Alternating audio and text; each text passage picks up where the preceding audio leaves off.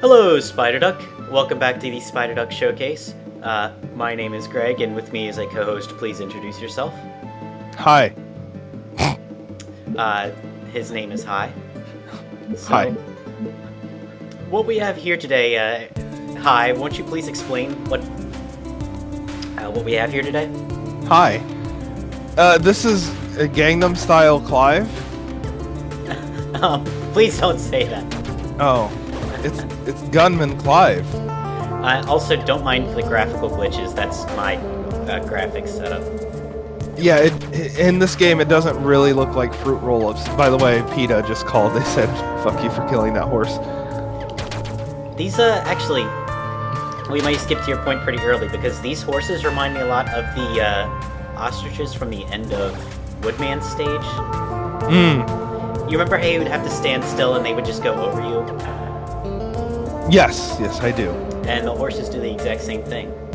Well, if you run away from them, they'll still hop and get you. That's, yeah. I've only been hit by them once.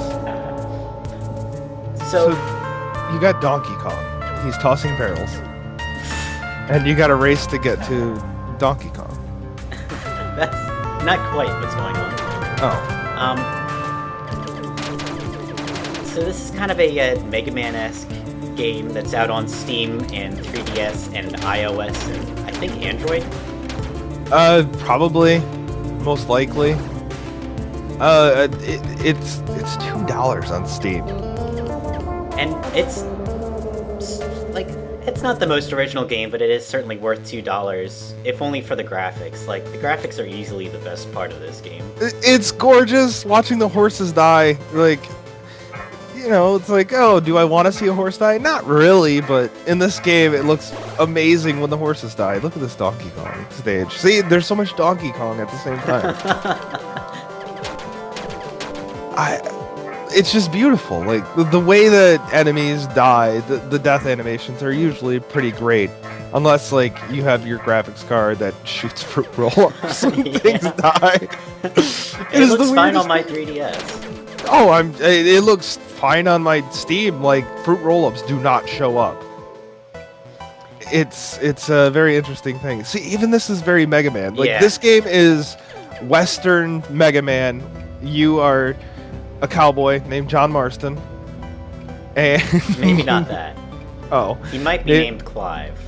I feel like you're lacking any kind of originality on that thought. It's based on Clive Barker's true life. Okay. Yeah.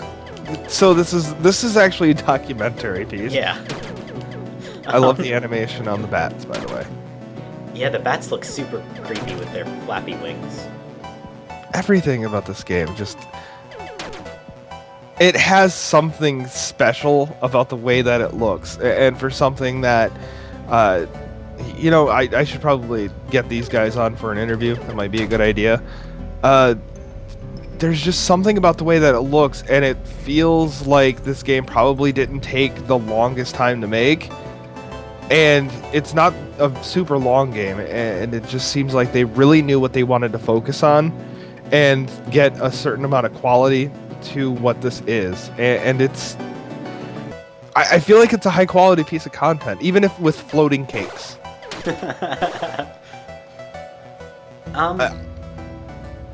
It's... I feel really weird talking about this game because, like, there's nothing bad about it, but there's also nothing good about it aside from the graphics. It's not like there's something majorly special about it. It is mainly the graphics that are super special about it. I mean, you're not getting... Sometimes with what's happening with your graphics card, you really get to not see some of the cool animations, but sometimes it is showing. But it's a gorgeous game. It has a lot of very basic Mega Man type gameplay. Like, enemies die, you go back a little bit further, enemies come back, and the enemies have a certain pattern every fucking time. It doesn't change. I think the only thing that really upset me was like the pelicans that fly overhead when they drop shit. It doesn't turn into a bunch of baby pelicans.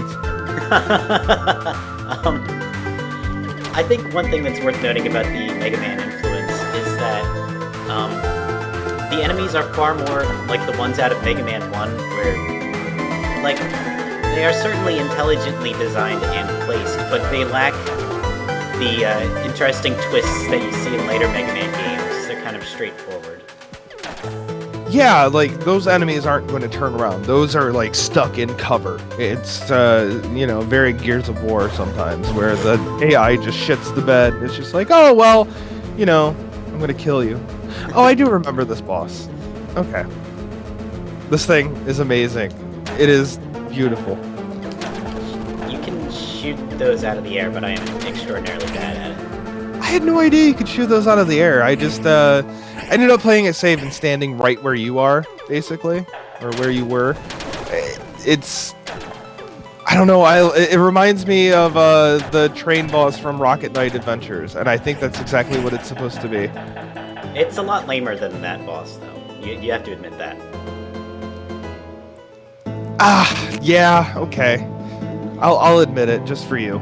So let's show off some different characters. Also, I like how the title screen changes based on like the character you chose, and I think we just did. Yes, so I wanted to pick up here.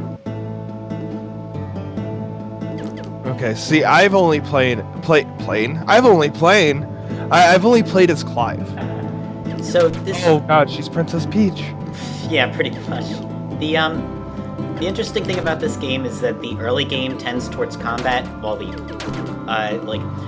the combat fails to develop past World 2, and it focuses much more on introducing new platforming gimmicks. So in the early game, this character is hard to use, but in the late game, she's super useful. Yeah, I can definitely understand where that would come from. I don't know, like, level design sometimes can be very frustrating, and I can see how she could come in handy for a lot of those different things. Oh no! You failed me. I also don't think there are any checkpoints in this game. Yeah, there are. They're just spread apart in a very weird nature. Wait, does she instantly start out with the homing bullets? Nah, she picked up something. Oh. I don't know, she's very, very Princess Peach. I feel like you also need to have Toadstool somewhere. Do you get to play as a Mushroom Man at any point, or are there only 2 unlockable characters? I'm still... You start out with the mayor's daughter. Okay. See, had I not been reviewing other games at the time, I probably would have been able to beat this game by now. By probably, I mean I totally would have been able to beat it by now. Yeah, it's a super short game. In rehearsing yesterday, I cleared it 3 times, once with each character. I hate those mushrooms. They are a little weird, yeah. See, that makes things so much easier, because sometimes it's really easy to make a mistake with the way that Clive jumps and completely miss your jump. I actually kind of prefer Clive's jumps because they, with Mega Man, I'm used to making, like, really tight jumps. And so when I have leeway, I tend to mess up. Or run into a man holding on to a bird. He just kicked me. It's so good. Oh, I love this game. Just, it's beautiful. It's not, like...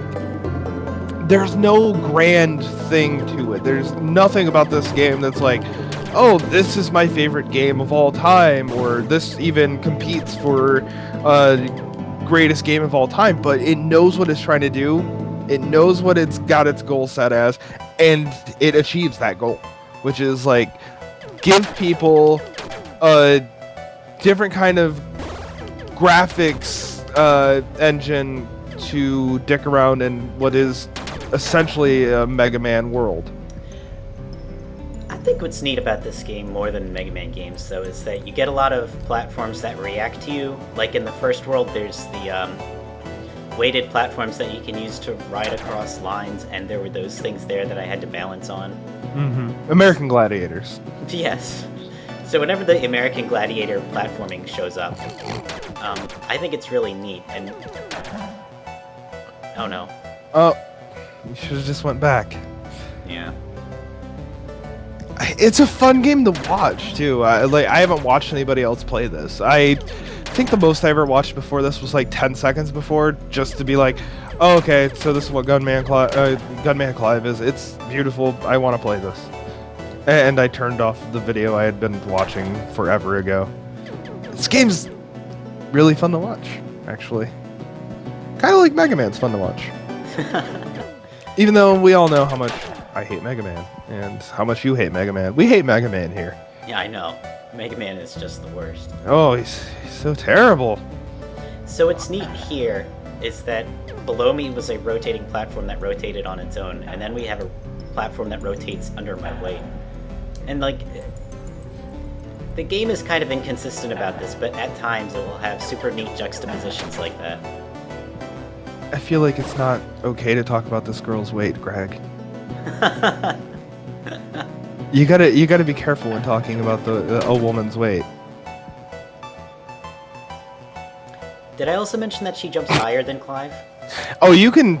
I don't even think you have to mention it. You can see it. Like, you can very much see that... Okay, so she's got a higher jump and the ability to float. Like, you can just see how it is. She's taller, which kind of puts her...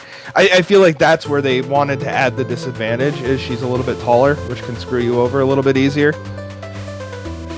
It's kind of a smart thing to do. I mean, she looks like she has too many advantages.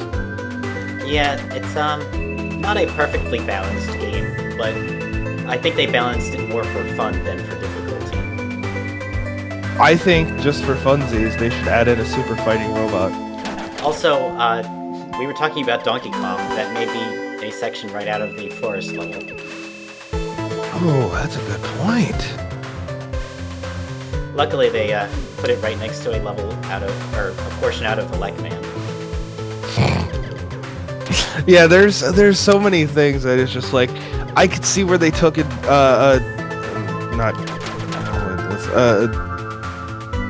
inspiration, there we go, from a lot of different games in the past, and just added their own style to it, where they're just like, well, we're totally just going to have this put in the West, and your character John Marston is going to go around, and, you know, he's going to have to get even with the man that shot him. Or maybe he's supposed to save the other player. You know, that makes too much sense, and I don't like it. Now, are there a bunch of characters to unlock? Because I've only seen 2. You start out with the girl and the guy, and you unlock a character which we will show off shortly as soon as this boss is gone. This also, for some reason, there's a Bionic Commando boss in this game. It turns out that his horse is his arm. Oh no.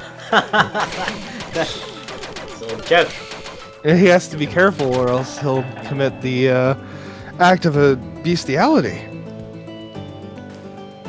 So this game also has cutscenes. What? I haven't seen this yet. I haven't gotten this far, sadly. That was pretty good. Oh boy. Hold on. Not quite ready for this yet. Let's Oh no, you're not ready for that at all. So the character you unlock is the What? Let me tell you a little story that I was showing my friends the DuckTales Let's Play that I did for Spiderduck.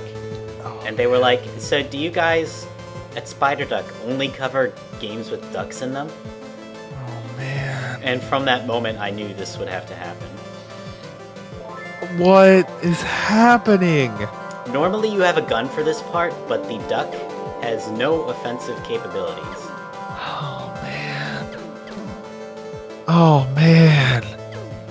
What is happening?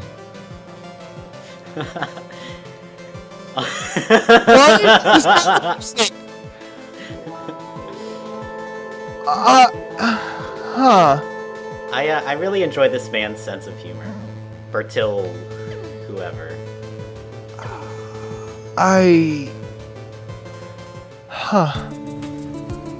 Oh boy. Normally in this level you have lowered gravity, but it's hard to tell. I'm sorry if I'm not saying much. I'm just... Huh.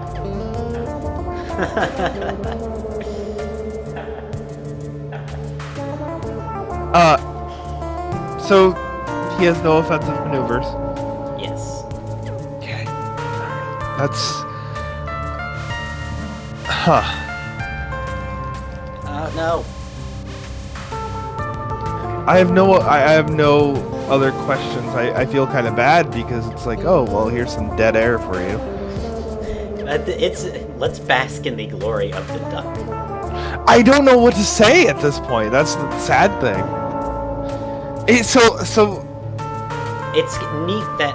So I said earlier that the games are... the characters are balanced more for fun than for difficulty. And one thing that's neat to do in Mega Man is try to get through a stage without killing anyone. Like, that's a neat challenge for yourself. And this game certainly evokes that sensibility with Duck Mode.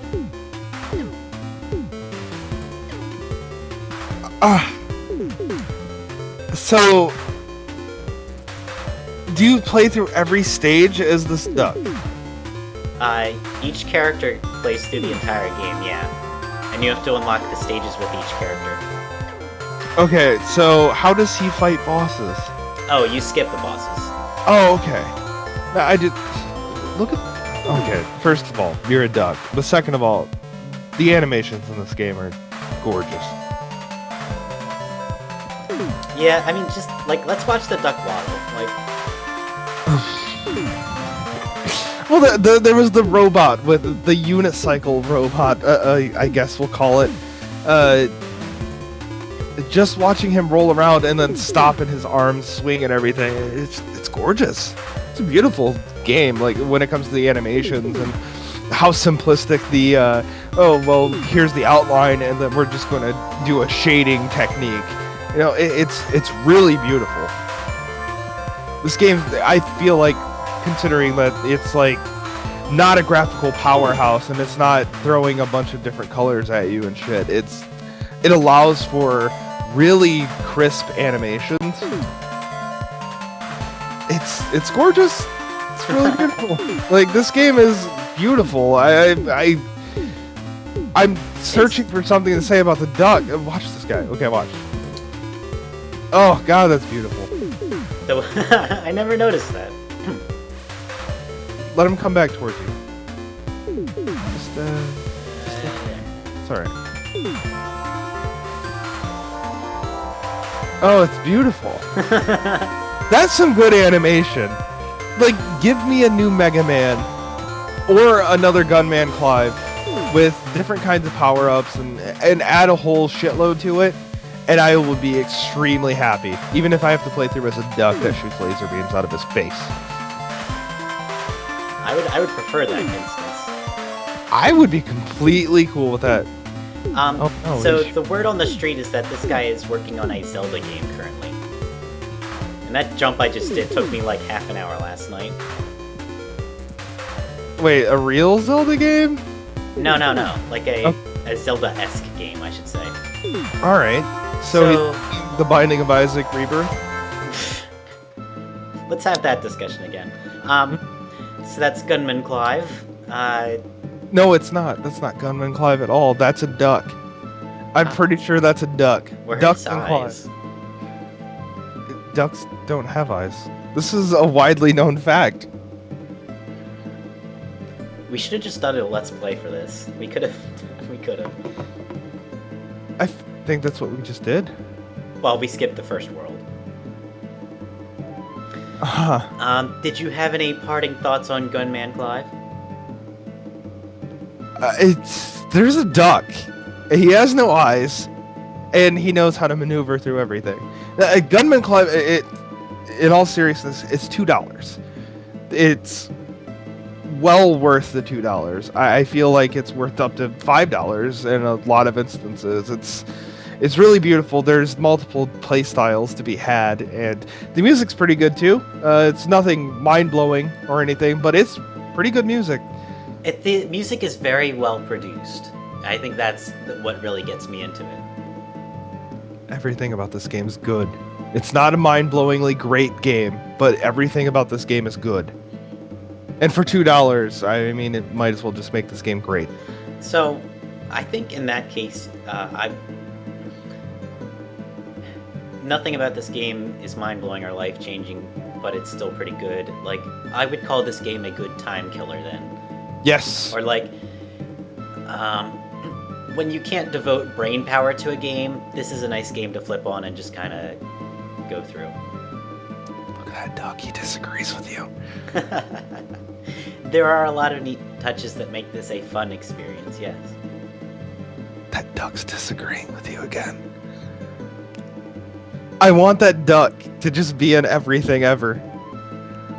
Just, in the sequel, he has to save Clive and Miss Johnson. Yes? I'm completely okay with that. I'm very interested in unlocking this duck. I need to unlock this duck. Well, I would like to thank you for joining me once again, Eric. No, I want to thank you for just sitting around and just ducking around. Fucking around. That's a wrap. Put it on my bill.